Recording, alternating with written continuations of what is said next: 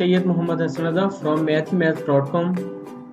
Let's start with question number 2 of exercise number 1.3. The statement of the question is express the following ratios in its simplest form. बिल्कुल first question की तरह यहाँ कुछ ratios दी गई हैं, इनको simplest form में लेके आना है। अब ये क्वेश्चन नंबर 2 का फर्स्ट पार्ट है, इसमें 2/3 रेशियो 3/5। सो जैसा कि फर्स्ट क्वेश्चन में जो है ना, ये इस चीज़ का जिक्र हो चुका है कि ये रेशियो जो है ये बेसिकली डिवीजन है। सो 2/3 डिवाइडेड बाई 3/5 हम इसे इस फॉर्म में भी लिख सकते हैं। 2/3 जब ये डिवीजन मल्टीप्लिकेशन में चेंज होगी तो ये वाला पार्ट है, मीन 3/5 वाला पार्ट है, ये जो है ये न्यूमिनेटर डिनोमिनेटर में चेंज हो जाएगा और डिनोमिनेटर न्यूमिनेटर में चेंज हो जाएगा।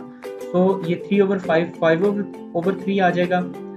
अब ये 5 2 से मल्टीप्लाई हुआ, ये 10 आ गया, और 3 से मल्टीप्लाई हुआ 9 आ गया।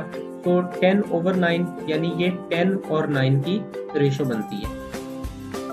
क्वेश्चन नंबर 2 का सेकंड पार्ट है, बिल्कुल इसी तरह से जैसा कि फर्स्ट पार्ट में हुआ, बिल्कुल इसी तरह से इस पार्ट में भी 4/5 रेशियो 3/4।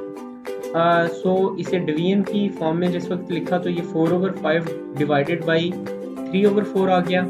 4/5 ये जिस वक्त डिवीजन मल्टीप्लिकेशन में चेंज हुई तो डिनोमिनेटर न्यूमिनेटर में चेंज हो जाएगा, न्यूमिनेटर डिनोमिनेटर में चेंज हो जाएगा।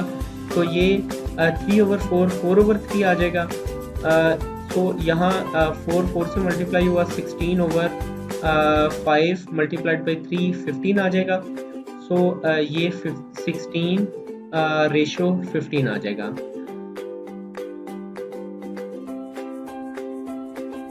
क्वेश्चन नंबर 2 का थर्ड पार्ट, इसमें भी 5/6 रेशो 7/10।